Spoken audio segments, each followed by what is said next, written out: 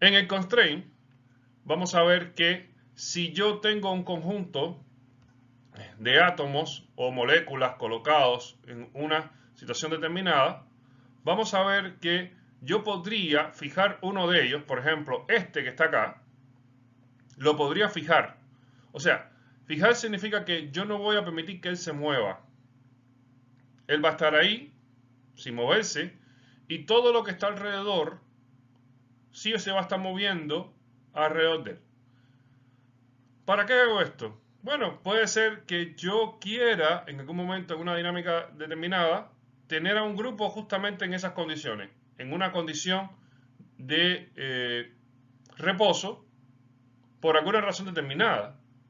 Y yo lo que quiero evaluar es cómo el sistema alrededor interacciona con ese grupo. Vamos a ver que el tema de los constraints en dinámica molecular es un tema que viene de bastante atrás. O sea, las primeras simulaciones que se hicieron en dinámica molecular tuvieron algunos constraints para poder llegar a valores o poder hacerlas más simples para poder reducir un poco el costo computacional. Eh, Vamos a ver que en estos momentos podemos ver que vamos a aplicar constraint cuando queremos que algo no se mueva. ¿Y en qué circunstancias va a suceder eso? Bueno, puede ser cuando yo comienzo una dinámica molecular, el sistema va a ser algo inestable. Y yo no quiero que esa inestabilidad perjudique, por ejemplo, a mi proteína. Yo tengo una proteína colocada en el sistema y el sistema cuando comienza la dinámica molecular va a tener cierta inestabilidad. Yo no quiero que esa inestabilidad afecte a mi proteína, por lo tanto lo que hago es que aplico constraints en los átomos del backbone de la proteína. O puede ser que inicialmente aplique constraint a toda la proteína, entonces no voy a permitir que se mueva la proteína entera. Después quito los constraints en las cadenas laterales de la proteína y mantengo solamente el backbone con el constraint, entonces ahí voy a hacer que se empiece a mover una parte de la proteína, pero no toda. Y después, en un momento dado, cuando ya el sistema está más estable, entonces suelto todo el sistema. Entonces, ahí en ese caso yo usé constraints para proteger a la proteína de una inestabilidad del sistema. Esa inestabilidad se debe a que hay ciertos parámetros, que vamos a ver ahora un ratico más, que deben estar constantes en la dinámica molecular, pero que al inicio no lo están de todo, porque al inicio el sistema se está equilibrando. Entonces, para que eso no afecte a mi proteína, yo la protejo con estos constraints. Vamos a ver que no es la única situación de constraint, o sea, podemos tener muchas situaciones de constraint y eso vamos a ver algunos ejemplitos acá mientras hablamos de esto. En las primeras dinámicas moleculares, lo que se hizo fue tratar los sistemas moleculares como cuerpos rígidos sin libertad conformacional.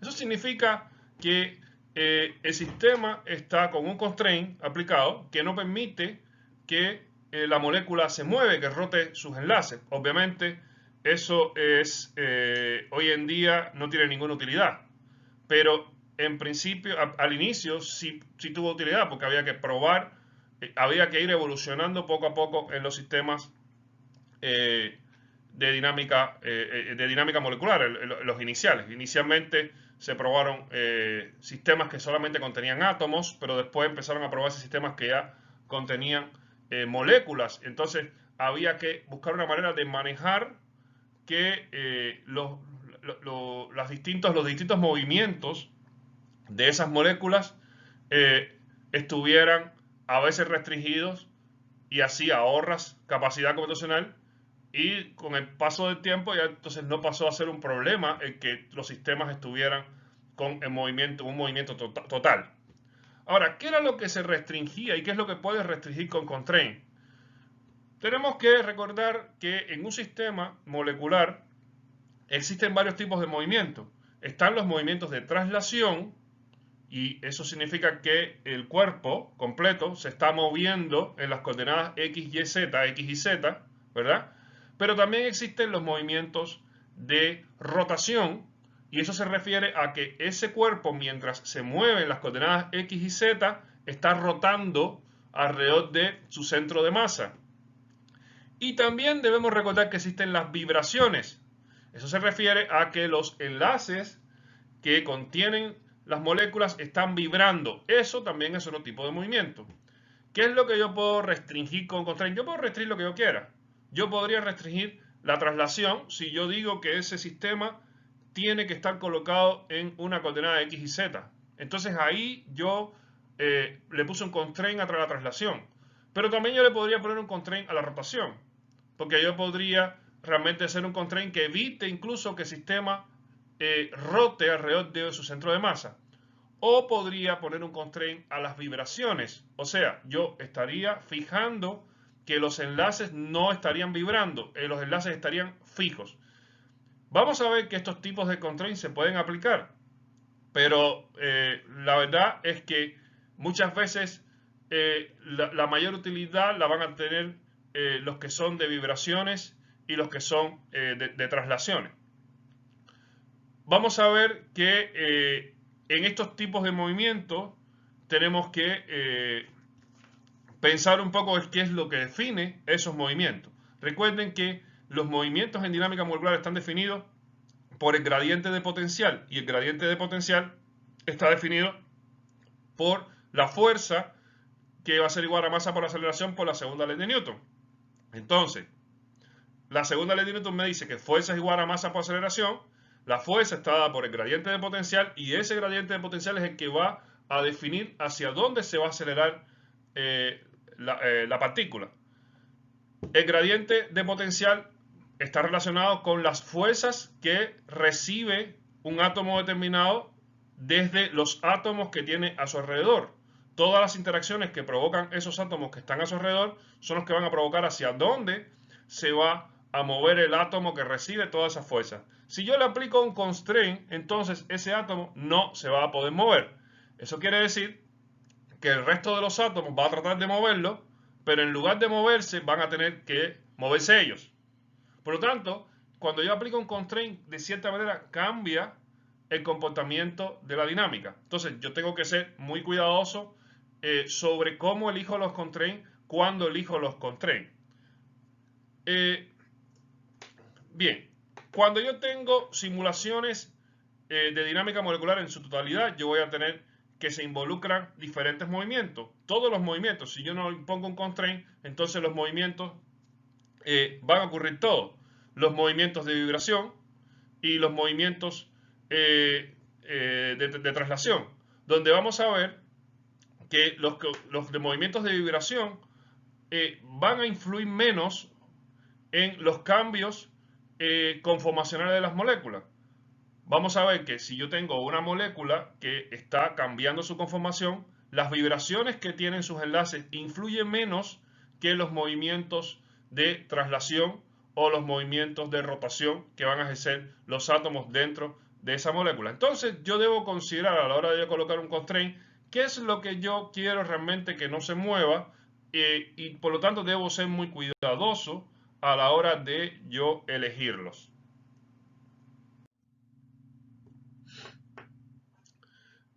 La dinámica con constraint me permite restringir o fijar ciertas regiones de una molécula sin afectar los grados de libertad del resto del sistema. Vamos a ver que un constraint va a ser un requerimiento que el sistema va a estar forzado a satisfacer. O sea, yo estoy forzando al sistema a que satisfaga mi constraint. Enlaces o ángulos están forzados a adoptar un valor específico a lo largo de la simulación.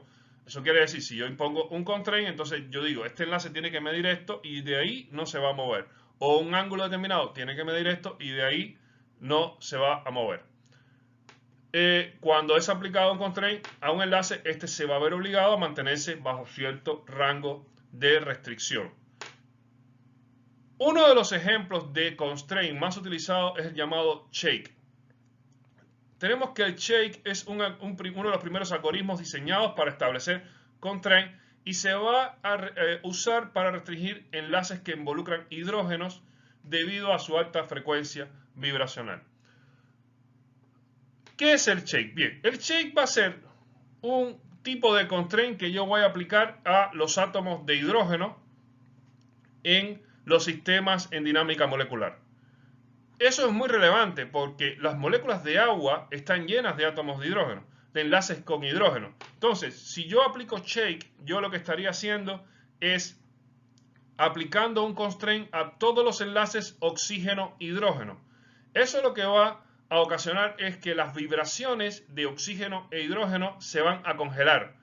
Si yo congelo todas esas vibraciones, estoy reduciendo enormemente el poder computacional, perdón, estoy reduciendo enormemente la necesidad de hacer cálculo en esa parte del sistema. Tenemos que pensar que cuando yo tengo un sistema con una proteína rodeada de agua, hay muchas moléculas de agua. Esas moléculas de agua, de hecho, son mayoría dentro del sistema.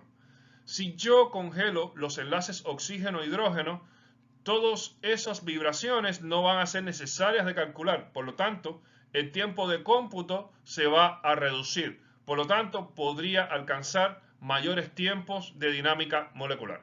Entonces, si no es absolutamente necesario tener una descripción muy exacta del comportamiento de las moléculas de agua en un sistema, yo puedo aplicar shake y lo que estoy haciendo es congelando todas las vibraciones de las moléculas de agua. Ahora, no debemos confundir ese congelado de las vibraciones de la molécula de agua con que yo haya aplicado un congelado al movimiento del agua. No es lo mismo. ¿Por qué? Porque este shake se está aplicando a las vibraciones, no a las traslaciones, no a las rotaciones. O sea, la molécula de agua se va a trasladar por las coordenadas X y Z. La molécula de agua va a rotar alrededor de su centro de masa, pero la molécula de agua no va a vibrar. Por lo tanto, yo lo que hice fue poner un constraint en la vibración. No puse un constraint ni en la traslación ni en la rotación. Entonces, mi molécula de agua se comporta bien, porque ella se está trasladando libremente en el sistema. Ella está rotando alrededor de su eje, no está obligada a estar solamente en una posición sin rotar. Lo que se le restringió a esta molécula de agua es que sus enlaces no vibran. Por lo tanto, ahí yo reduje un tiempo de cómputo importante. Entonces, el algoritmo shake va a ser un algoritmo que me va a ayudar a aplicar un constraint a las moléculas de agua. Y es un ejemplo de uno de los constraints más usados.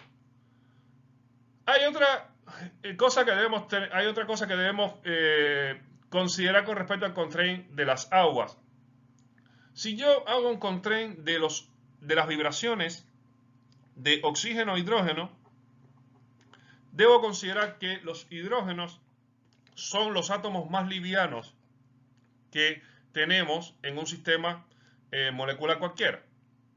Como son los átomos más livianos, debemos recordar que los enlaces entre átomos en los sistemas de dinámica molecular, que son basados en mecánica molecular, están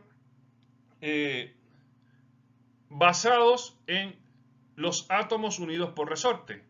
Por lo tanto, estos átomos van a vibrar alrededor del resorte, ¿verdad? Tenemos un resorte y tenemos dos átomos.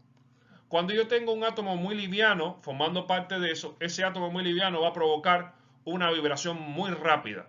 Entonces, entre todas las vibraciones que ocurren en un sistema molecular, la vibración más rápida, la vibración que va a tener una frecuencia más alta, va a ser las que contienen algún hidrógeno en alguna parte.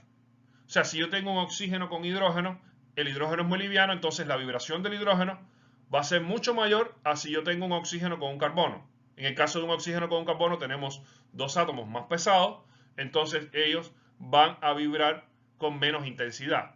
Entonces, la vibración de hidrógeno es la más intensa de todas.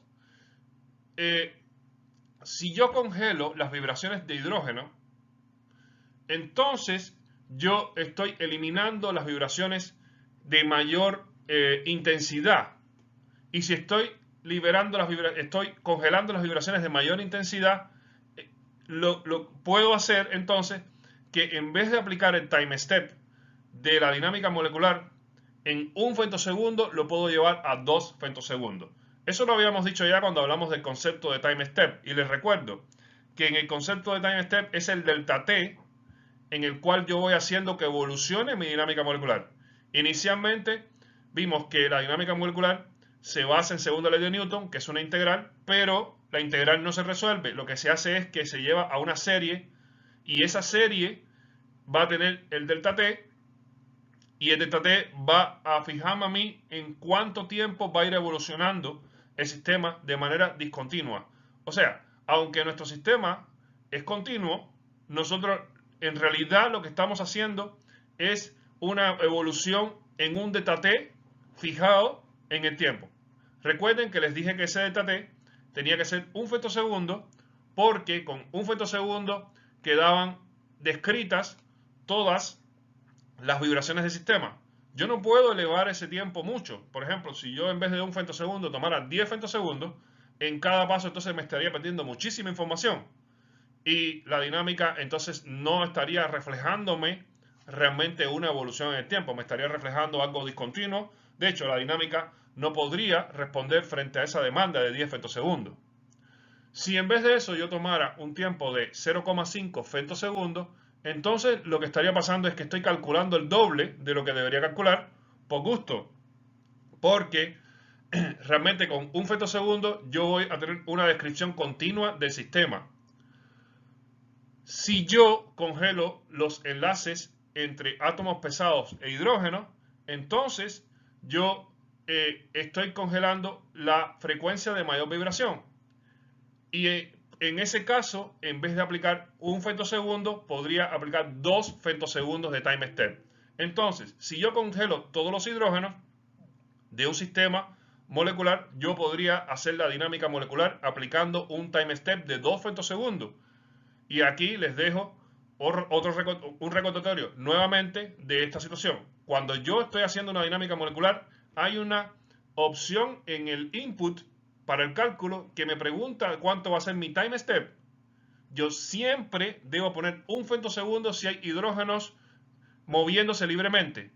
Y si todos los hidrógenos están congelados, entonces debo poner 2 femtosegundos. Si yo me encuentro en literatura algún paper que me diga a mí que no usó 1 femtosegundo o 2 femtosegundos, es porque algo especial, algún método especial están aplicando de manera que se puede llevar a ese time step, pero no es lo normal. Habría que justificar bien por qué se eligió un time step alto. Lo normal es que si todos los hidrógenos están libres o si hay hidrógenos libres, entonces se aplique 1 femtosegundo. Y si todos los hidrógenos están congelados, se aplica entonces 2 femtosegundos. Cuando yo aplico shake, yo estoy congelando los hidrógenos de los oxígenos del agua. Pero no estoy a la vez congelando los hidrógenos que están enlazados a los átomos de la proteína. Y ahí hay que tener mucho cuidado. Cuando yo quiero aplicar un constraint a los hidrógenos del agua solamente, entonces yo tengo que continuar calculando con 1 femtosegundo, porque todavía hay hidrógenos en el sistema que no fueron congelados. Si los hidrógenos, si todos los hidrógenos fueron congelados, o sea, si cuando yo aplico el constraint a las vibraciones de hidrógeno, yo lo aplico a todos los átomos, entonces, en ese caso, yo sí puedo usar el time step de 2 femtosegundos. En el input de entrada para hacer una dinámica molecular, yo me voy a encontrar la aplicación del constraint y él me va a dar dos opciones. Me va a decir si la aplica al agua, diciéndome water, o me da la posibilidad de que yo coloque all. Si yo lo aplico water, obviamente se aplica solamente constraints a las aguas. Si yo coloco all, entonces me está aplicando constraint a todos los enlaces donde intervenga un hidrógeno. En ese caso, yo puedo entonces colocar un time step de 2 femtosegundos. ¿Ok? Entonces, debemos considerar esto. El constraint que yo imponga puede provocar que yo aumente el time step a 2 femtosegundos. Y además, debemos recordar que este constraint es un constraint que está aplicado a las vibraciones, no a las traslaciones, no a las rotaciones, solo a las vibraciones. Tenemos que podemos clasificar los constraints en holonómico, cuando una partícula permanece en una posición constante, y no holonómico, si una partícula es alterada por una fuerza externa y ésta se mueve. ¿A qué se refiere esto? Cuando yo aplico un constraint y obligo a que la partícula esté en una posición, entonces eso es un tipo de constraint. Pero puede ser un constraint también que yo haya aplicado un constraint a la partícula donde esté obligando a esta a que se mueva en con una fuerza externa que yo decidí. ¿A qué me refiero con esto? Supongan que en vez de yo aplicar el constraint a la partícula para que esté en reposo, yo lo que obligo a que la partícula se mueva en la dirección del eje X. Si yo hago eso, también estoy aplicando un constraint. Y todo el sistema que está alrededor se va a tener que ajustar a esta situación. La partícula va a estar moviéndose en una dirección determinada que yo elegí. Eso también es un constraint. Es un constraint no holonómico, pero también es un constraint. Vamos a ver que este tipo de constraint va también a usarse en determinadas situaciones. En situaciones donde yo quiero estudiar cómo un sistema se mueve en un eje determinado. Por ejemplo, en el caso que yo quiera estudiar cómo se transportan iones dentro de un canal de potasio, para yo estudiar cómo se transporta el potasio, yo debo elegir una dirección. O sea, lo que hago es que coloco la proteína con el canal en la dirección Z, por ejemplo, y entonces aplico un constraint donde el ion potasio se va a estar moviendo en la dirección Z. Entonces, con eso yo voy a poder calcular algunos parámetros que estén relacionados con el movimiento del potasio. Si yo no hago eso, el potasio no se va a mover en esa dirección. ¿Por qué? Porque el tiempo en que va a ocurrir el movimiento del potasio dentro del canal va a ser más largo que los tiempos míos de dinámica. Entonces, en este caso, yo lo que estoy obligando al sistema a que evolucione en una dirección, estoy apurando al potasio para que pase por esa dirección. Si yo no lo hiciera, el potasio puede estar mucho tiempo moviéndose en un solo lugar o cerca de un lugar sin una dirección preferente. Al yo aplicar este constraint, lo que estoy haciendo es que el potasio lo estoy obligando a que se mueva en la dirección que yo quiero estudiar. Eso también es otro tipo de constraint. Y en ese caso, no estoy obligando a que el potasio se quede en una posición fija, sino lo estoy obligando a que se mueva con una fuerza que yo determiné que debe moverse.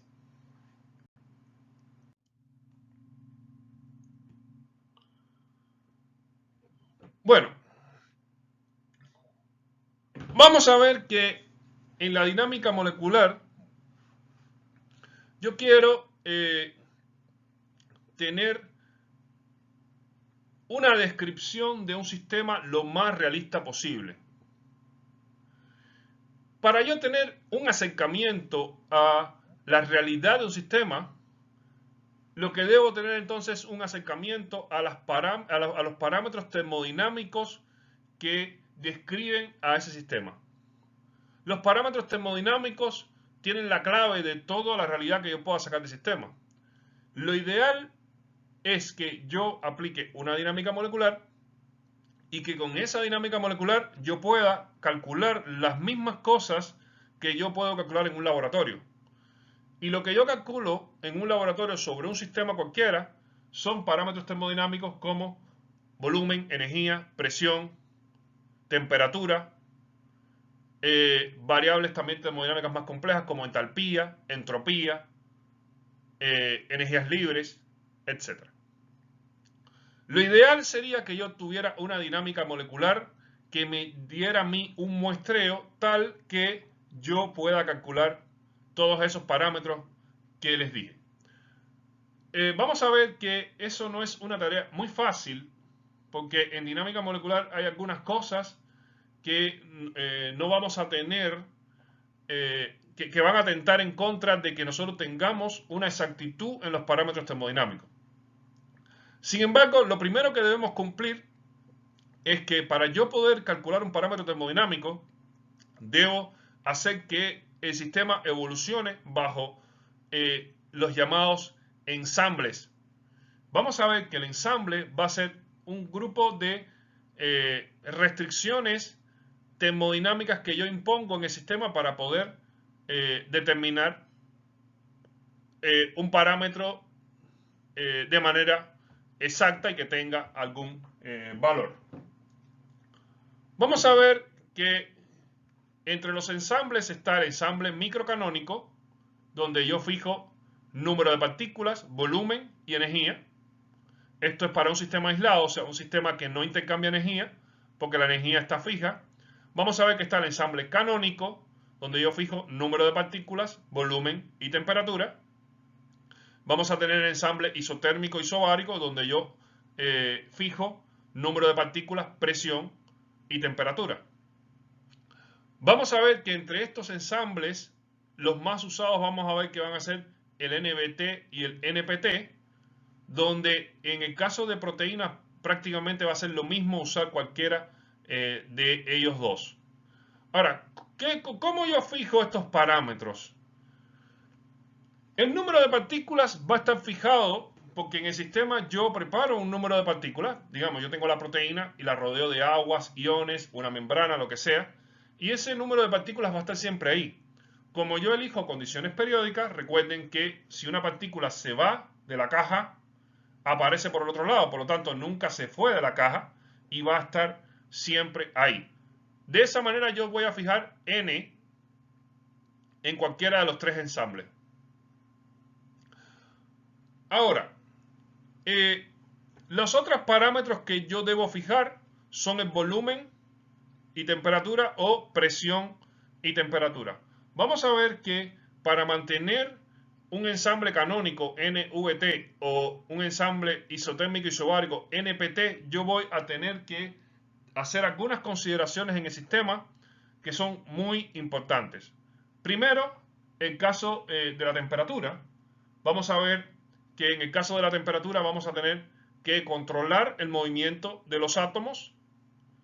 Y en el caso de volumen o presión vamos a tener que controlar el tamaño de la caja en la cual estamos haciendo la simulación. O sea, tratar de que esa caja se mantenga siempre del mismo tamaño.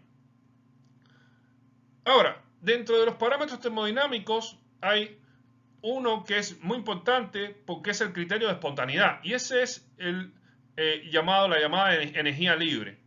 Tenemos que la energía libre va a ser criterio de espontaneidad. Me va a definir a mí si un proceso ocurre o no ocurre. Por ejemplo, una reacción química. Una reacción química va a ocurrir de manera espontánea. Si ocurre de manera espontánea, entonces vamos a ver que el valor de energía libre, el cambio de energía libre, va a ser menor que cero. Ahora, en general conocemos que en reacciones químicas un delta G negativo es el que me va a indicar a mí que la reacción ocurre en esa dirección. O sea, si tenemos una reacción en equilibrio donde desde A obtengo B y el delta G es menor que cero, eso quiere decir que esa reacción ocurre realmente en la dirección desde A dando B. Si el delta G es mayor que cero, entonces realmente la reacción que debería ocurrir es desde B obtener A. Entonces, en ese caso, el delta G, que es el cambio de energía libre de Gibbs, me está dando a mí un criterio de espontaneidad. Ahora, ese criterio de espontaneidad dado por delta G solamente va a estar dado en condiciones de número de partículas, presión y temperatura constante.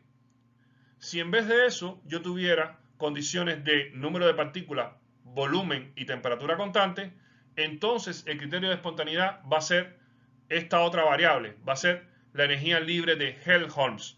La energía libre de Helmholtz es muy parecida a la energía libre de Gibbs, pero va a proceder como criterio de espontaneidad en estas condiciones, NBT, y no en las condiciones de NPT. ¿Por qué conocemos que el delta G es el criterio de espontaneidad en las reacciones químicas? Porque lo que estamos considerando es que las reacciones químicas las estamos haciendo en la atmósfera.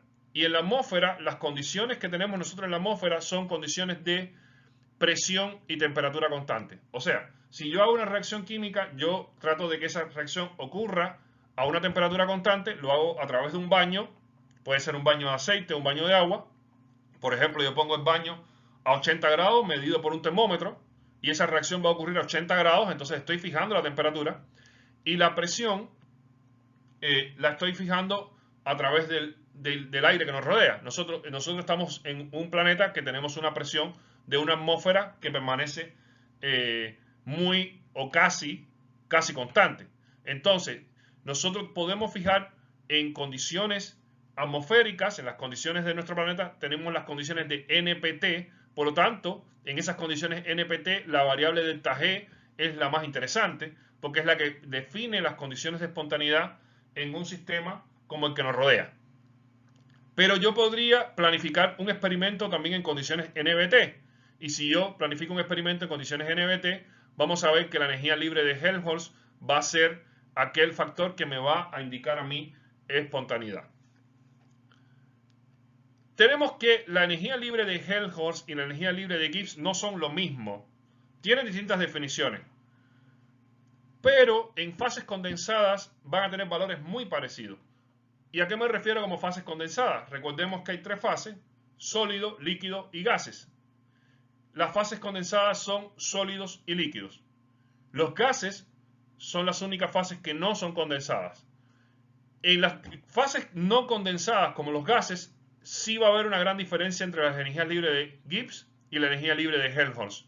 Pero en fases condensadas como sólidos y líquidos no va a haber gran diferencia. Por lo tanto, va a ser casi lo mismo que yo haga una dinámica molecular en fase condensada en agua, como la que normalmente hacemos para estudiar una proteína, usando condiciones NBT o condiciones NPT. Eso sí, si yo uso condiciones NBT, la energía libre que yo obtengo es la energía libre de Helmholtz, que debería ser muy parecida a la energía libre de Gibbs que yo pueda tener reportada en un experimento. O sea, yo puede ser que quiera replicar el valor de la energía libre de Gibbs y monto un sistema en dinámica molecular NBT y estaría calculando la energía libre de Helmholtz, pero que tiene que ser muy parecida a la de Gibbs, por lo tanto es permitido, no genera ningún problema hacerlo así.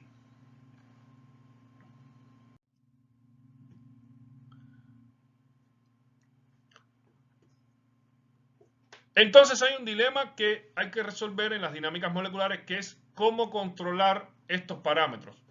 Si yo quiero hacer una dinámica molecular que realmente responda a algo experimental, yo debo ocuparme que esté bajo un ensamble.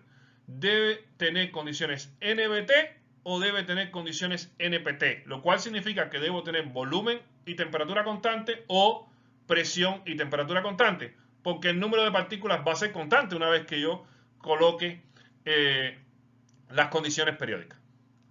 Ahora, ¿cómo yo fijo la temperatura? Desde el punto de vista de la termodinámica estadística, la energía cinética se puede definir de esta manera. Va a ser el número de partículas por la constante de Boltzmann por la temperatura, 3 medios. Y la energía cinética al mismo tiempo tiene esta definición, que conocemos que es un medio de la masa por velocidad de las partículas al cuadrado. Si yo igualo esto, entonces tengo una relación entre la velocidad de las partículas y la temperatura del sistema. Y justamente esa es la manera de yo tener el cálculo de la temperatura. Cuando yo hago la dinámica molecular, recuerden que yo calculo la velocidad de las partículas en cada time step. Con esa velocidad, entonces, yo puedo llegar a la temperatura del sistema. Entonces, lo que yo debo tratar es que la temperatura del sistema esté en un valor a través de las velocidades de las partículas. Si yo las partículas las coloco, las muevo más rápido, eso significa que hay una mayor temperatura.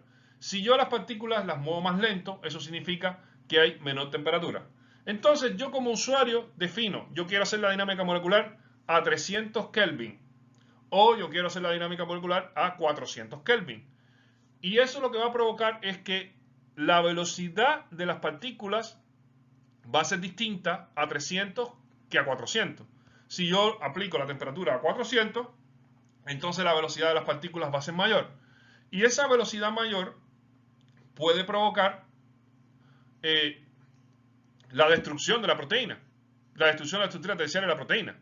Y es lo que debería pasar si yo no impongo ningún constraint a ese sistema.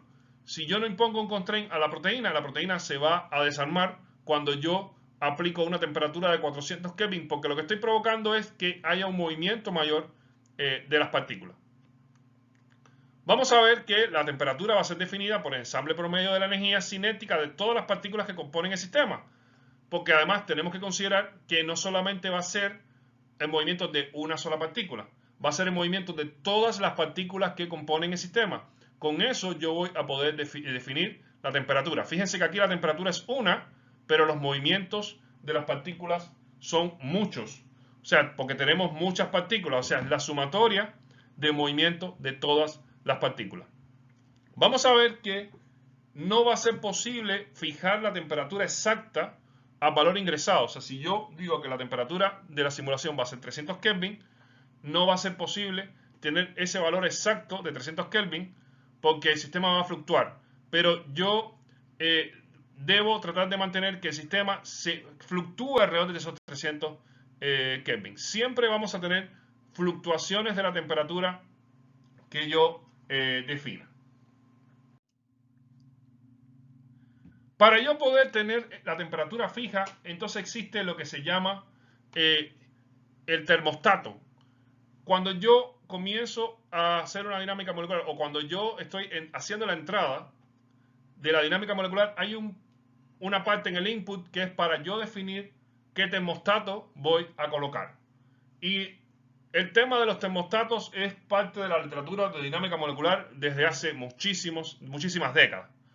O sea, como existe la necesidad de crear una temperatura, de colocar una temperatura fija en las dinámicas moleculares, existieron distintas propuestas de investigadores para crear distintos termostatos con la finalidad justamente de controlar que el sistema de dinámica molecular opere a la temperatura que yo elija. O sea, si yo digo que quiero 300 Kelvin, entonces yo lo que voy a controlar es que las velocidades de las partículas van a ser tales que van a originarme una temperatura de 300 Kelvin. Con fluctuaciones, pero controlando que la temperatura va a estar alrededor de esa fluctuación, de la temperatura que yo elegí. O sea, fluctuando, pero alrededor de la temperatura que yo elegí. Por ejemplo, están las dinámicas de Langevin. Y en las dinámicas de Langevin yo lo que tengo es la definición de movimiento con una fuerza de fricción, una fuerza conservativa y una fuerza aleatoria. Vamos a ver que la fuerza de fricción va a ser proporcional a la velocidad y vamos a ver que si la velocidad baja, entonces la energía cinética decrece y así disminuye la temperatura. Y esta fuerza aleatoria se va a adicionar a la energía cinética de las partículas. Entonces esta va a aumentar la temperatura. Esta fuerza aleatoria lo que va a hacer es una fuerza que de cierta manera va a corregir. O sea, si el sistema tiene que estar a 300 Kelvin, se calcula y si esa temperatura está por debajo de 300, entonces la fuerza aleatoria lo que va a hacer es que va a subir para dirigirse a 300. Y si después vemos que esa temperatura está por arriba de 300, entonces la fuerza aleatoria lo que va a hacer es disminuir para volver a llevarte a 300. O sea, va a haber una componente que va a estar compensando el alejamiento del valor calculado con respecto al valor en el cual debe estar. Y de esa manera se controla que la temperatura se mantenga constante. Al final, el balance de ambas fuerzas mantiene al sistema bajo la temperatura seleccionada para la dinámica molecular. Vamos a ver que hay distintos tipos de termostatos.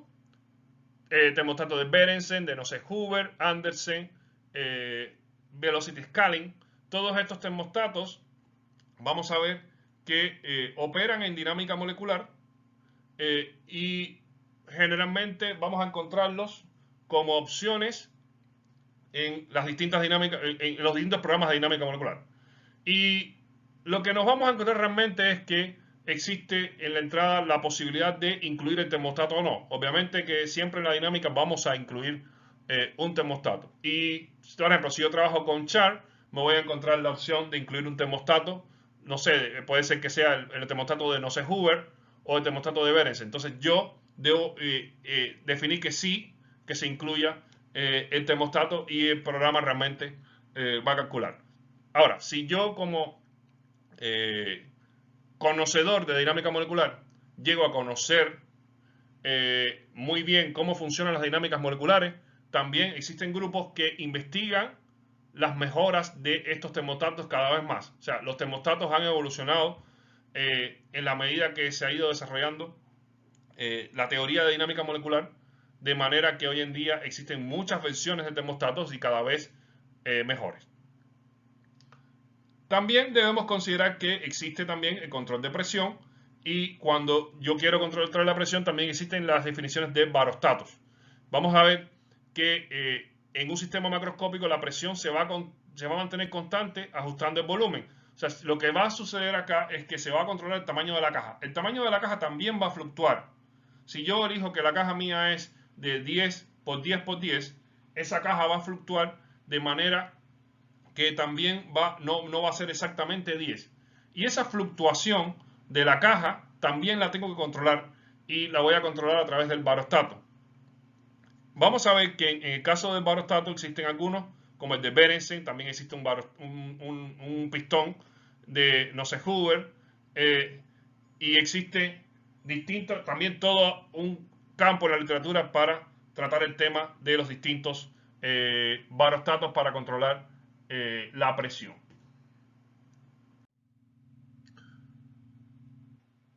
En la dinámica molecular, yo preparo el sistema, después yo minimizo el sistema y después empiezo a hacer la dinámica molecular. ¿Cuál es la diferencia entre cada uno de estos pasos? Bueno, yo cuando preparo el sistema lo que hago es añadir las aguas, etcétera, como tenemos acá, ¿verdad? Y por ejemplo hay una proteína, esto es un canal, aquí están las moléculas de agua, la membrana, los iones, aquí tenemos los potasios dentro, tenemos este sistema, ¿verdad? Yo lo preparé, pero cuando yo lo preparé van a haber superposiciones de hidrógenos, porque yo tuve que colocar la membrana, entonces puede ser que haya grupos de los lípidos de la membrana que estén demasiado pegados a la proteína, puede ser que se haya quedado moléculas de agua que estén muy pegadas también a la proteína, etc. Entonces, eso genera impedimentos estéricos que uno debe eliminar del sistema, y para eso se hace la minimización.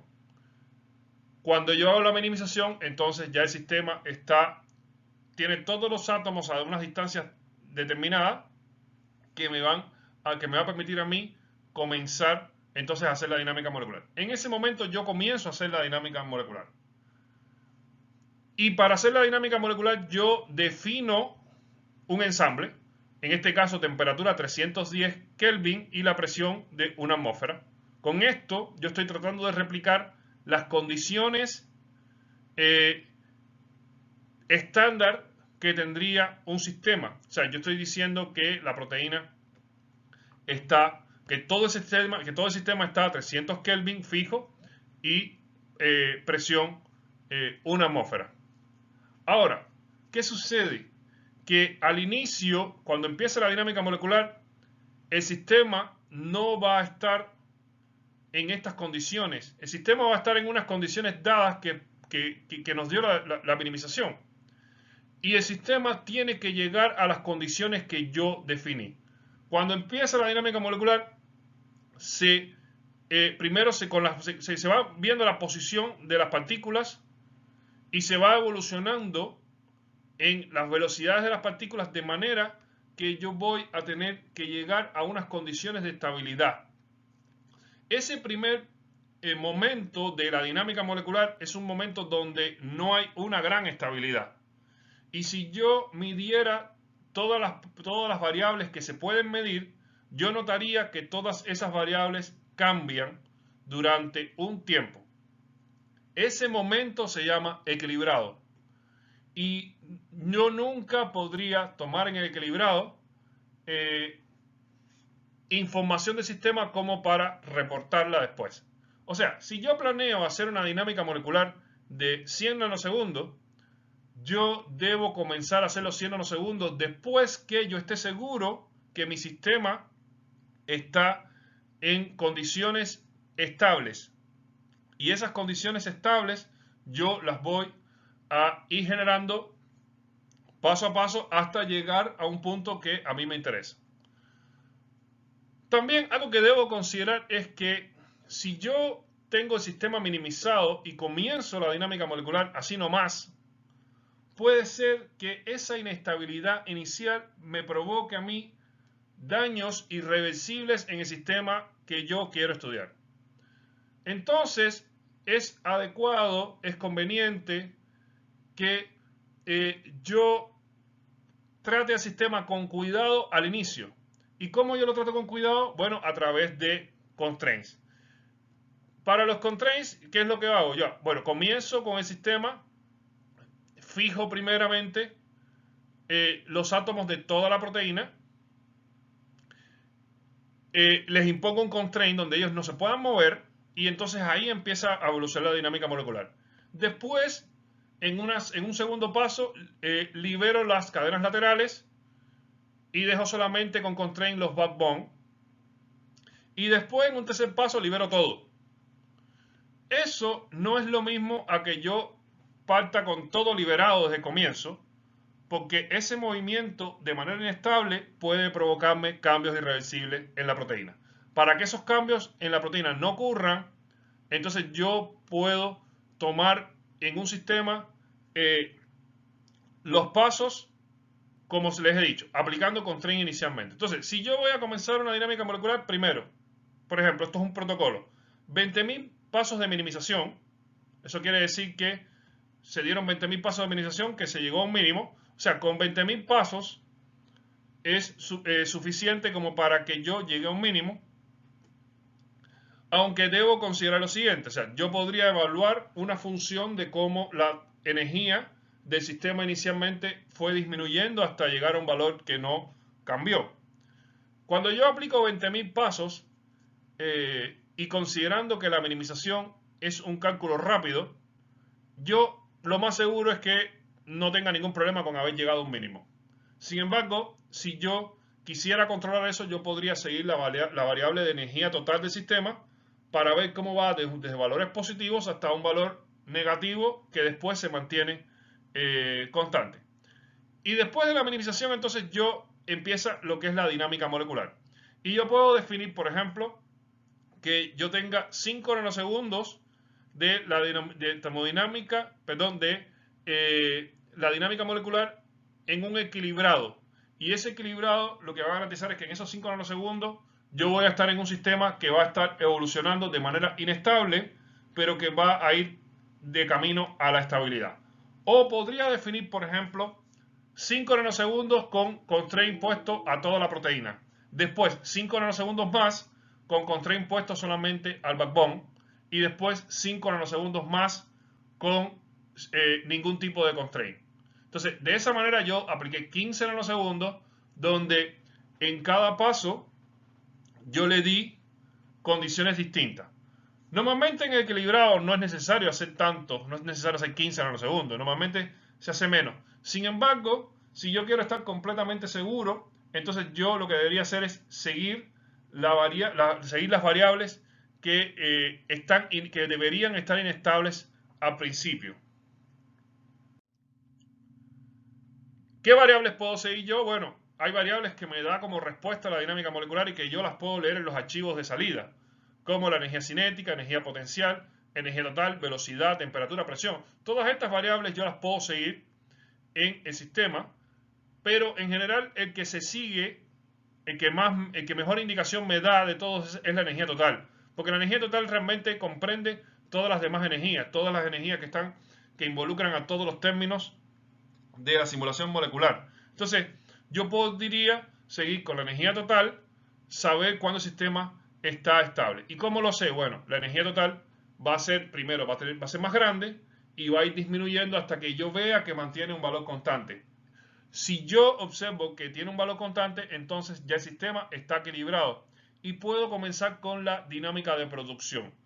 La dinámica de producción es la dinámica que yo realmente estoy haciendo. O sea, si yo digo que voy a hacer una dinámica de 100 nanosegundos, mi dinámica de producción no está contando esos 15 nanosegundos iniciales donde yo tuve el sistema equilibrando, sino comienzan a contarse después que terminó el equilibrado.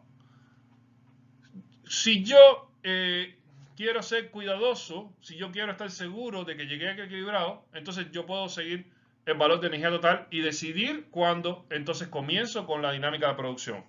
Pero realmente, actualmente lo que normalmente uno hace es decir, bueno, ya, yo impongo 20.000 pasos de minimización, después coloco 20 nanosegundos de equilibrado o 5, 5 y 5 con las condiciones que yo elija, donde voy liberando la proteína poco a poco, y después empiezo con la dinámica de producción por 100 nanosegundos. Ahora, la dinámica de producción de 100 nanosegundos, ya ahí yo garanticé que ese inicio inestable no va a ser tomado en cuenta, no va a ser tenido en cuenta para hacer los cálculos que yo quiera hacer o hacer las mediciones que yo quiera hacer.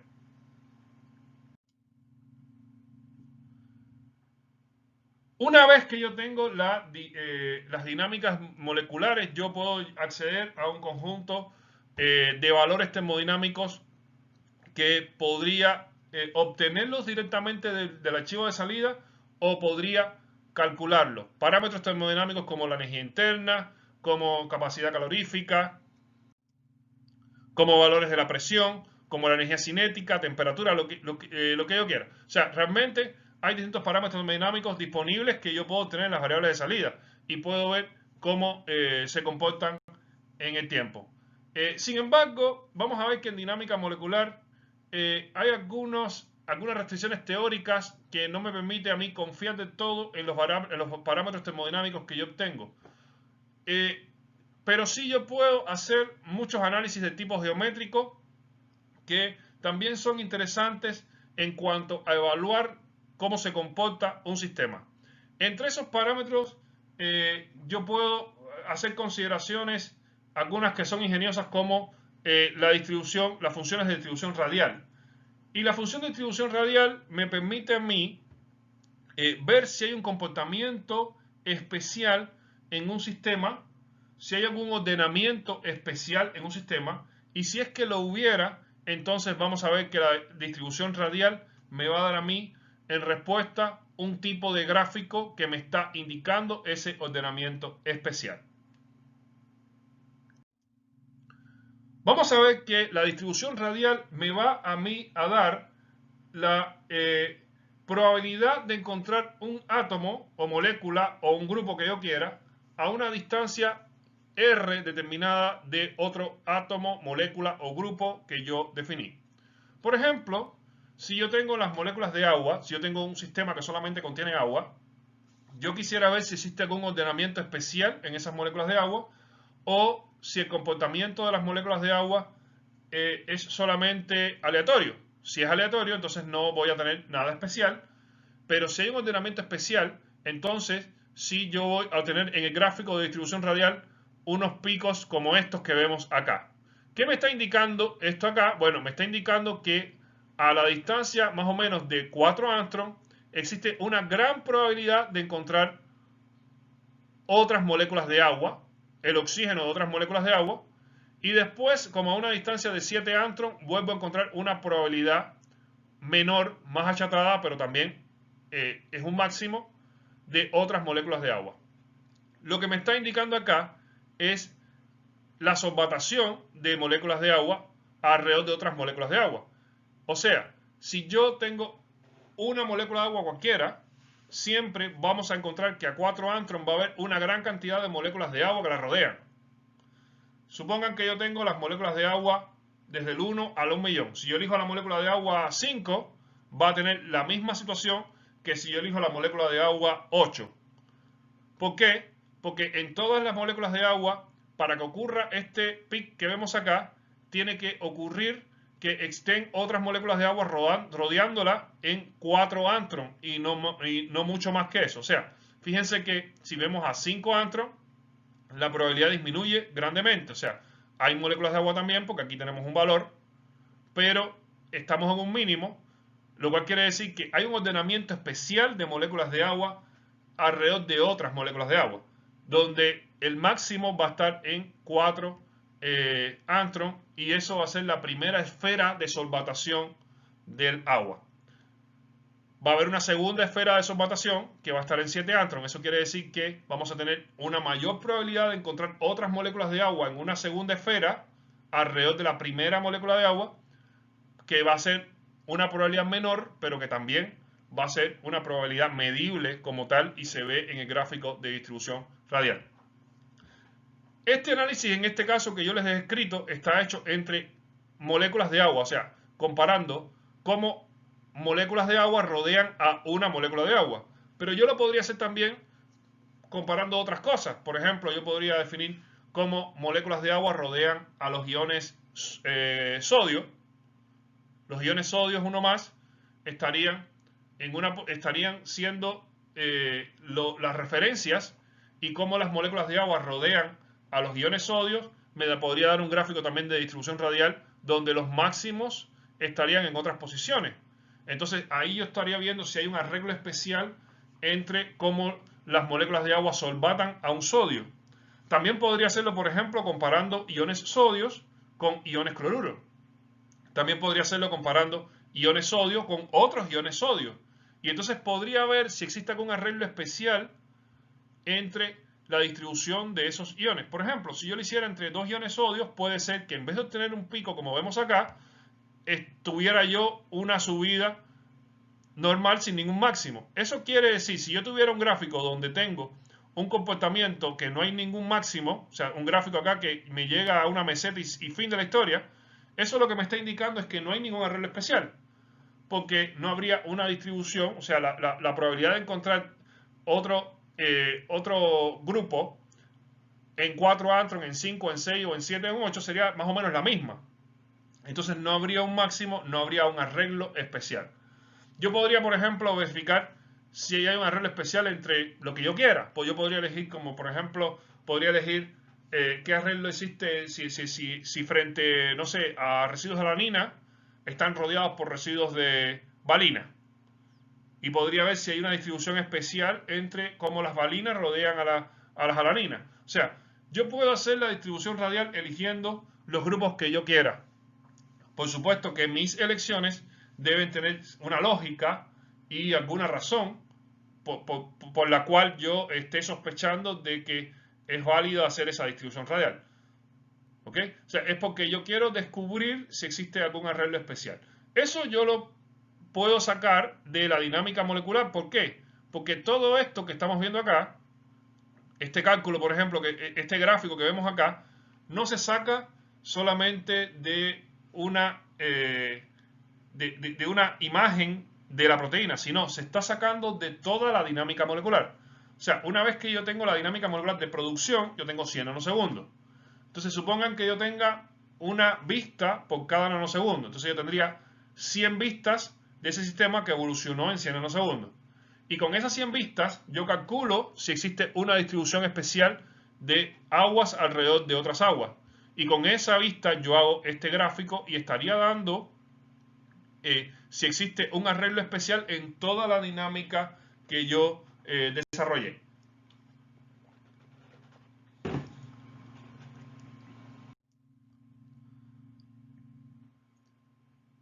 Bien, otra variable que es posible controlar en la dinámica molecular es la llamada Room Mean Square Deviation, o RMSD, que es una comparación entre estructuras. Es la misma definición que vimos ya en la otra unidad del RMSD, es la misma que vemos acá. Ahora, el RMSD lo que me está indicando es cómo cambió una conformación con respecto a la otra. En una dinámica molecular donde un sistema va evolucionando en el tiempo, el RMSD me va a estar indicando, o sea, si tiene un comportamiento así como vemos acá, en esta parte, o sea, entre 2 y 5 nanosegundos, podemos ver que el sistema se mantuvo oscilando más o menos en una distancia entre 2 angstrom y 1 angstrom. O sea, en este caso aquí estamos como 1,6, 1,8 hasta por arriba de 1. Entonces está oscilando igual. Entonces podemos decir que en ese caso el RMSD se mantuvo, y eso lo que me está indicando es que el sistema que yo esté comparando o el que yo haya elegido para comparar se mantuvo de manera estable en este lapso de tiempo. Sin embargo, acá vemos que no pasó lo mismo. Por ejemplo, aquí teníamos un sistema que tuvo un RMSD hasta 1 nanosegundo, hasta 1,5, pero de pronto tuvo un cambio importante, un cambio conformacional importante. Y luego que tuvo ese cambio conformacional importante, él adoptó otra conformación que se mantuvo estable en el tiempo. Entonces, yo eso lo puedo ver en dinámica molecular a través del RMSD, porque el RMSD me mostró a mí que estuvo estable hasta 1,5, hubo un cambio y después se mantuvo estable a 5. Entonces, una vez que yo veo eso en mi gráfico de RMSD, yo puedo ir a donde está la dinámica y ver qué fue lo que sucedió en este momento para que ocurriera ese cambio. Entonces, cargo la trayectoria de dinámica, observo lo que pasó y puedo sacar conclusiones de qué cambio conformacional se originó en el sistema. Lo mismo con el sistema que está aquí en verde. Él inicialmente tenía una estabilidad en esta conformación y de pronto cambió y después se mantuvo estable en esta otra conformación. Si esto ocurrió en la dinámica de producción, entonces es un comportamiento donde hay dos conformaciones, y eso yo lo pude detectar con el RMSD. En este caso, por ejemplo, lo que se aplicó fue el RMSD a dos moléculas que interactúan con una proteína. Entonces esas moléculas están dentro de un sitio activo, y estando ellas dentro de un sitio activo, lo que se observó es que tenían una conformación determinada, pero esa conformación cambió en algún momento y se mantuvo estable con ese cambio. Y yo pude analizar con el RMSD esa situación.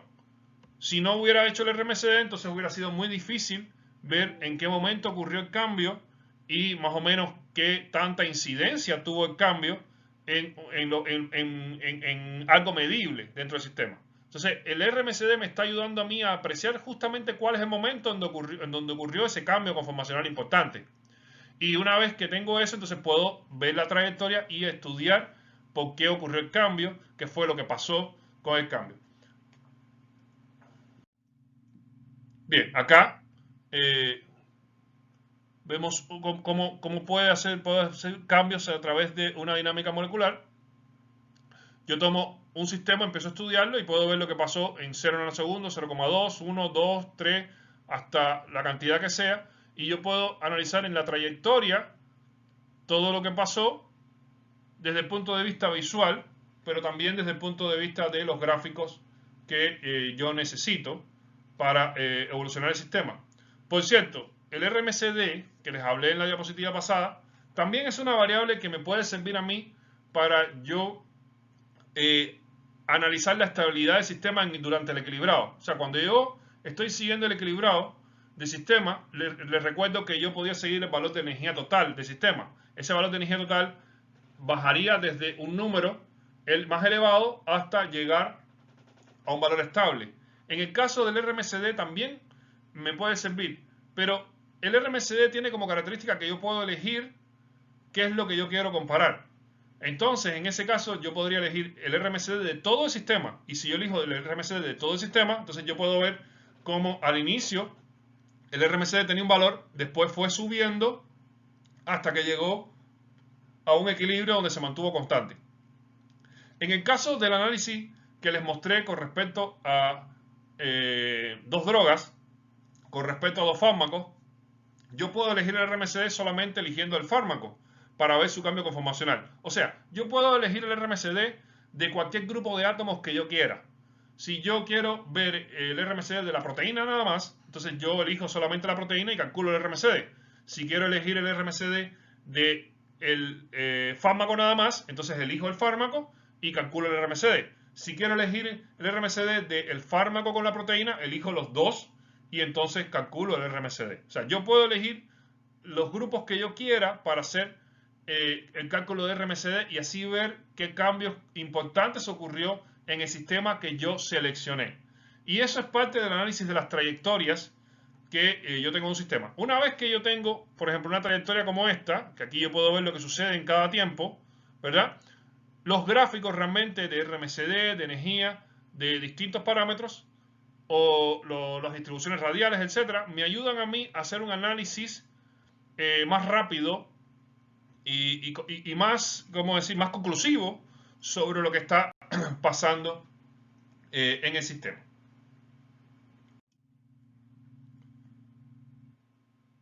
Aquí es importante que una vez que yo tenga la trayectoria del sistema, yo esté consciente de todas las cosas que yo puedo elegir y qué es realmente lo que yo quiero definir. O sea, hacer análisis de las trayectorias del sistema lleva a que uno realmente sea ingenioso y que conozca muy bien su sistema. Por ejemplo, acá vemos una representación de la proteína, tenemos iones, perdón, iones no, unas moléculas que pasan por acá, tenemos acá aguas, ¿verdad? Entonces, si yo quiero hacer un cálculo, si quiero analizar la trayectoria con tuve, después que yo tuve los 100 nanosegundos, yo hice el cálculo, tuve 100 nanosegundos y tengo ese archivo tan grande ahí y que lo puedo mirar cómo se mueve, cómo es la película, ¿verdad? Pero si yo quiero hacer un análisis de eso, yo tengo que entonces ver qué es lo que yo quiero estudiar y elegir los grupos que yo quiero estudiar. La proteína, por ejemplo, si quiero estudiar el comportamiento de la proteína, tengo que ver qué parte de la proteína selecciono o si la selecciono completa para hacer el análisis de cómo evoluciona en el tiempo, cómo evolucionó en el tiempo. O, por ejemplo, si yo quisiera estudiar cómo se comportaron estos grupos de acá, bueno, lo mismo, yo tendría que seleccionar esos grupos y ver qué pasó en el tiempo con ellos. O si quiero ver cómo evolucionaron las aguas, tengo que elegir las aguas o las aguas que estén, por ejemplo, en esta zona para ver cómo evolucionaron en el tiempo. O sea, una vez que yo tengo la trayectoria de dinámica molecular, yo tengo que ser ingenioso, tengo que ser creativo, tengo que conocer mi sistema, tengo que generar maneras de analizar mi trayectoria. Si no, estoy haciendo una dinámica sin mucho sentido, sin mucho interés, sin mucho potencial para realmente sacar una información. O sea, una vez que yo tengo la dinámica hecha, es muy importante tener herramientas para sacar información y saber muy bien lo que yo quiero realmente sacar de ese sistema. Bien, por último en esta clase de acá, con respecto a la clase 8, que ahora vamos a empezar otro tema más para aprovechar el tiempo.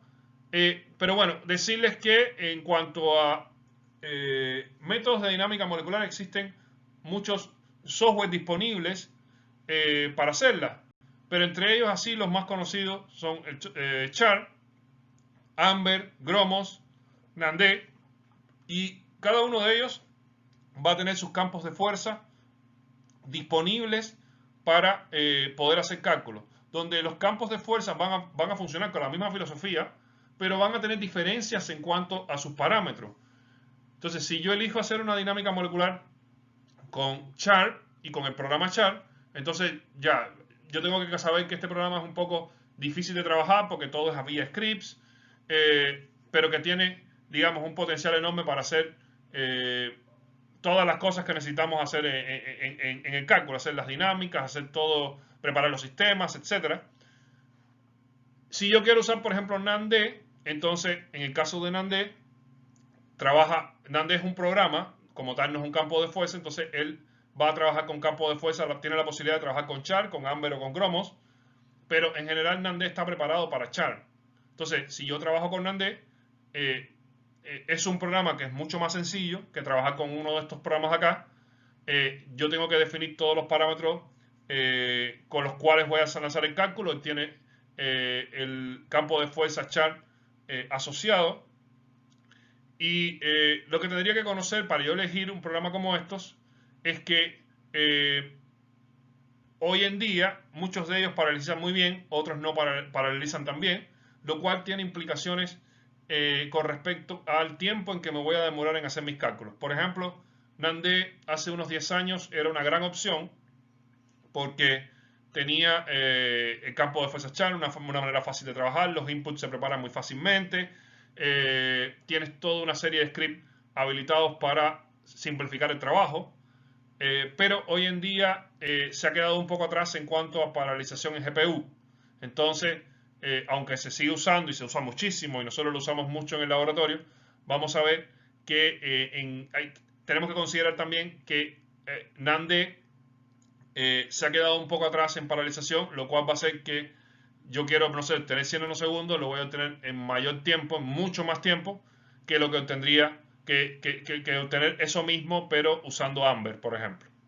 Ahora, también hay otras cosas, que es que hay algunas metodologías muy interesantes que solamente están en NAND y que no están en Amber, y también eso hace que nosotros elijamos un software o el otro, porque hemos hablado hasta ahora de dinámicas moleculares convencionales, donde lo que obtenemos es una trayectoria, pero existen otros métodos de dinámica molecular avanzado que muchos de ellos están solamente habilitados para un software. O sea, algunos de ellos, por ejemplo, están solo habilitados para Amber y no para Gromos, y otros están en Gromos y no en Amber, y hay algunos que están en NAND y no están en otros, y por eso es que se siguen usando todos. Pero igual, a la hora de yo elegir qué programa voy a usar, debo tener en cuenta todo eso. O sea, es necesario usar un programa que sé que no paraliza bien, entonces va a ser más lento. O a lo mejor sí es imprescindible porque voy a usar un método que está solamente en ese programa, etc. Y para eso existen todos estos programas que están accesibles, y lo importante para una persona que trabaje dinámica molecular es que sea capaz de acercarse a cualquiera de ellos sin sentirse incómodo. O sea, si una persona ya es bueno trabajando en dinámica molecular, va a ser capaz de pronto ir a trabajar en el programa Amber sin tener problemas. ¿Y por qué puede hacerlo? Bueno, porque entiende todos los conceptos de los cuales hemos hablado, que se repiten en todos ellos. Va a ser capaz de aplicar un constraint, de aplicar el ensemble, de colocar el time step, de entender, de analizar la trayectoria. Todo eso es la misma filosofía en todos estos programas. Entonces, si tú ya eres habilidoso y conoces todos los conceptos teóricos de dinámica molecular, puedes hacer un cálculo en NAND en un momento y puedes de pronto trasladarte a Amber en otro momento y te va a ir bien. En las simulaciones moleculares por dinámica molecular es muy importante la función del solvente. Siempre que nosotros tengamos una proteína, la vamos a rodear de moléculas de agua, y esas moléculas de agua van a ser una gran parte del sistema. Entonces, yo tengo que darle un tratamiento especial al solvente. El solvente tiene un rol especial. Yo puedo trabajar un sistema cualquiera y que esté presente el solvente o no lo esté, me crea una gran diferencia. Por ejemplo, si yo trabajo una molécula cualquiera y yo no coloco solvente, esa molécula entonces va a estar en vacío, y como está en vacío, ella va a buscar optimizar las interacciones con ella misma.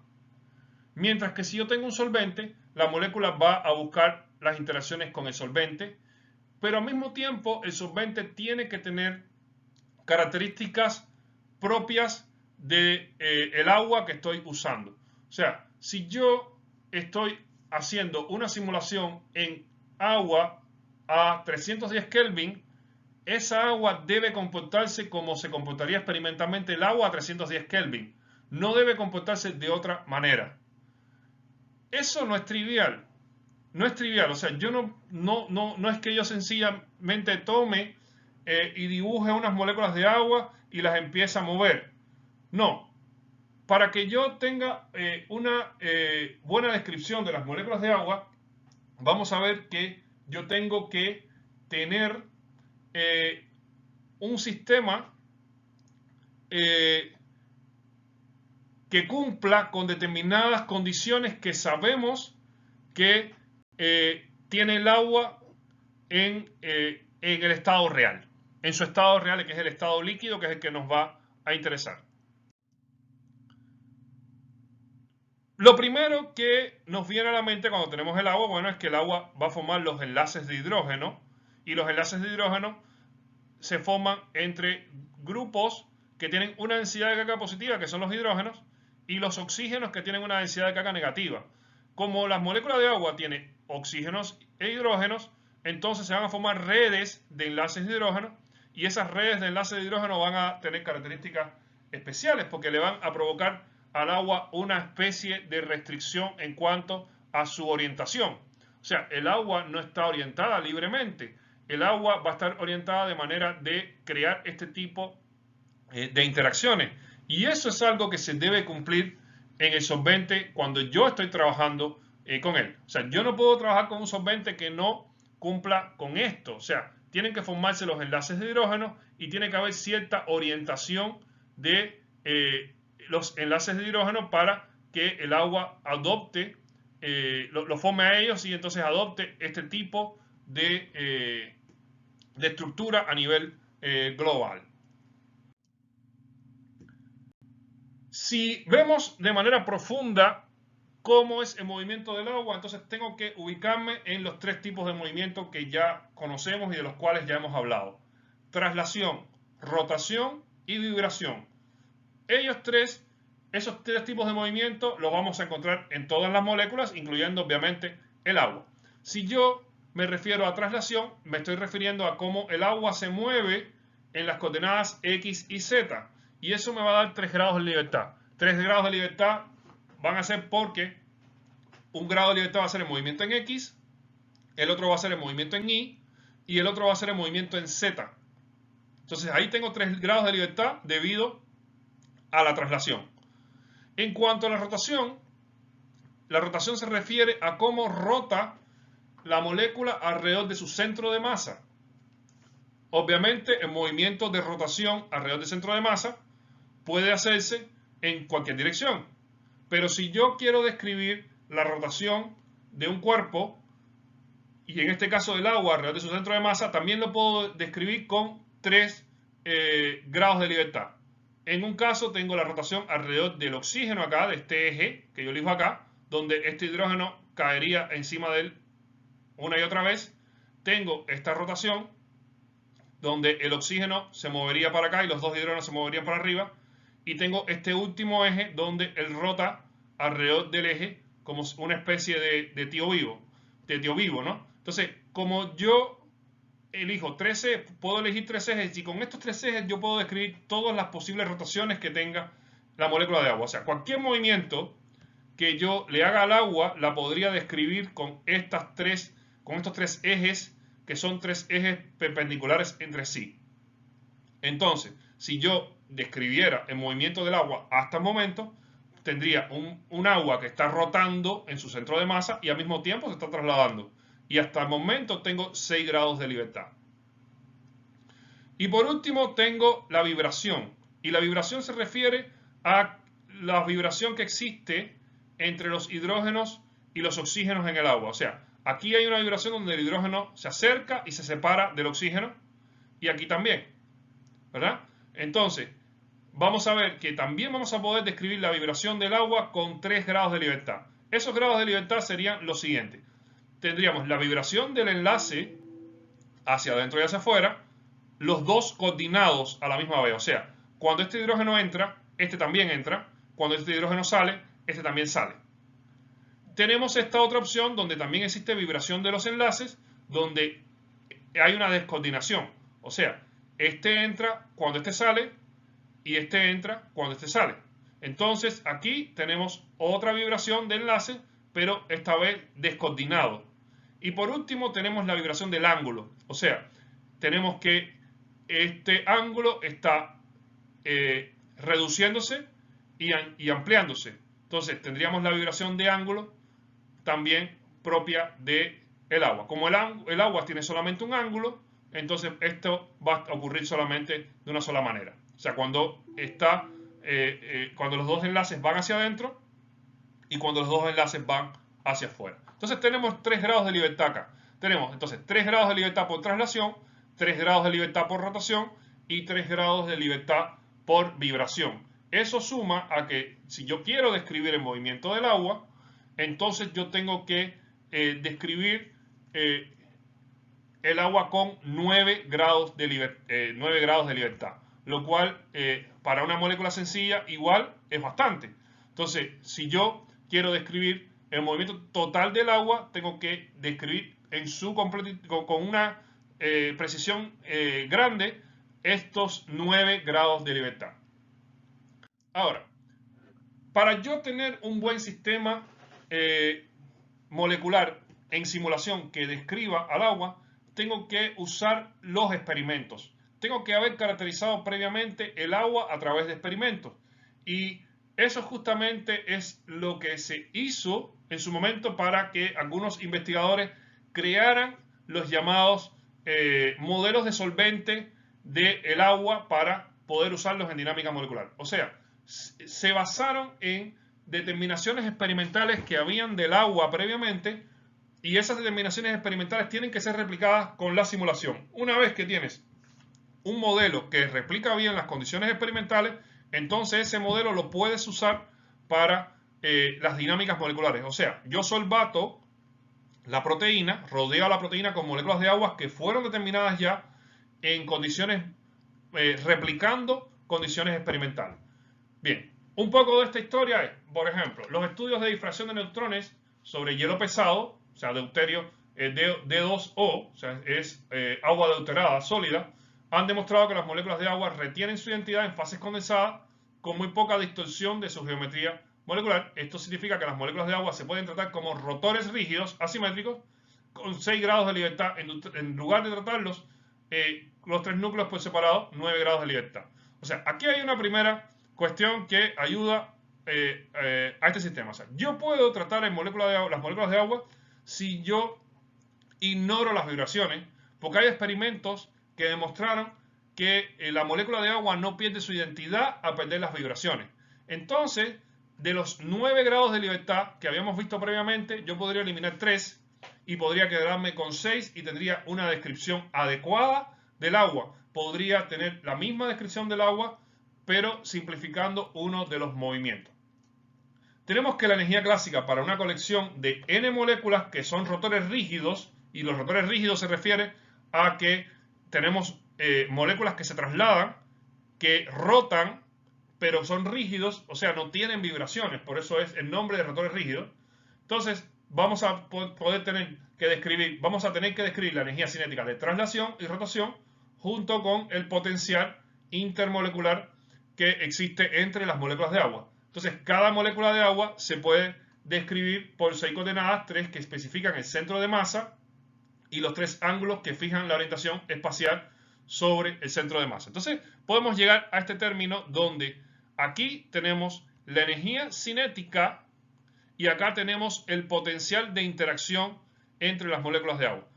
Si yo tengo un sistema que está compuesto por 20 moléculas de agua, por ejemplo, la interacción entre las 20 moléculas de agua, o sea, la molécula 1 con las moléculas de la 2 a la 20 y la molécula 2 con el resto de las moléculas, eso lo tendría que describir en el potencial que está de este lado. Y de este lado tendría entonces un término de energía cinética, y fíjense que esta energía cinética se refiere a la energía cinética de traslación, se refiere a un medio de mv al cuadrado.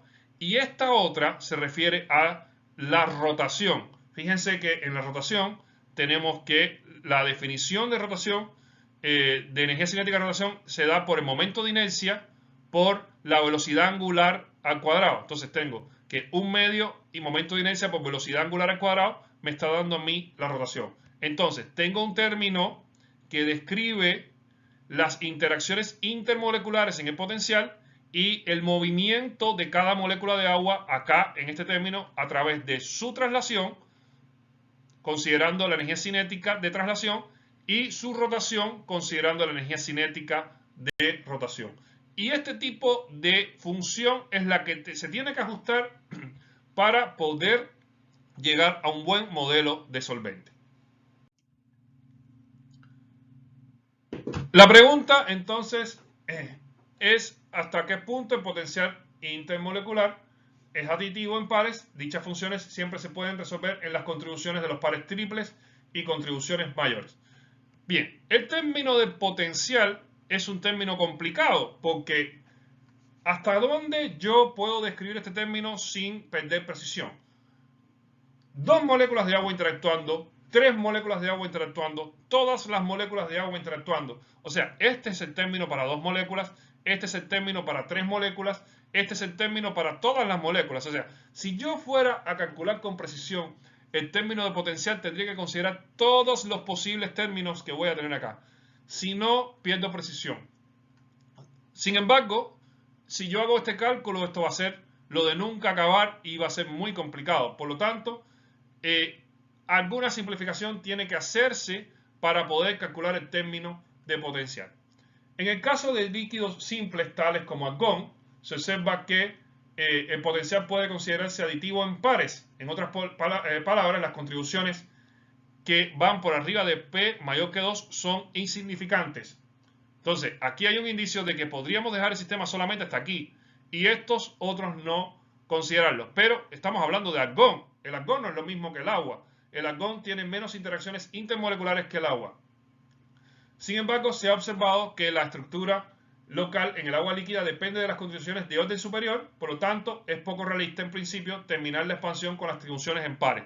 Para el agua, esta simplificación que hay para el argón no es del todo exacta. Entonces, es necesario escribir el potencial como la suma de potenciales con contribuciones en pares, siempre y cuando uno entienda que son potenciales efectivos en pares que de alguna manera tengan en cuenta términos de orden mayor. O sea, algo hay que hacer para considerar términos de orden mayor. Bien, algunas aproximaciones a este sistema fueron, bueno, en los años 70, la aproximación de Raman y Stillinger, donde ellos describen el agua con un potencial de Lennard-Jones para los dos átomos de oxígeno. O sea, aquí podemos identificar el potencial de Lennard-Jones. Y en este potencial de Lennard-Jones, recuerden que tenemos un término de R a la menos 12 y un término de menos R a la menos 6. Por lo tanto, tenemos un potencial de Lennard-Jones donde estoy describiendo cómo interaccionan las aguas entre ellas. Entonces, este potencial de Lennard-Jones y un potencial electrostático modulado por una función S que depende sensiblemente de las orientaciones moleculares sobre los átomos de oxígeno. Y con esto tenemos un potencial que solamente evalúa los pares, pero que me evalúa la contribución un poco más allá de lo que teníamos en un sistema de interacción. O sea, habíamos visto que el potencial tiene que tener términos donde se vean las interacciones por pares, pero también las interacciones de 3 componentes o las interacciones de 4 componentes hasta todas. Y en el caso del agua no era suficiente dejar las interacciones por pares. Sin embargo, lo que se trata de buscar es crear un componente de interacción por pares que tenga de cierta manera contemplado todas las posibles interacciones que existan. Y eso es lo que hacen acá, con un potencial de Lennard-Jones y un potencial electrostático con determinada función. Y después lo que hay que hacer es crear parámetros apropiados para los términos que aparecen aquí en el potencial de Lennard-Jones. Por ejemplo, un valor de sigma de 282 y un valor de epsilon. Fíjense, aquí está sigma, 282, y epsilon de 5,01 por 10 a la menos 22. Con eso yo ajusto el potencial de Lennard-Jones de manera que quede ajustado para el agua.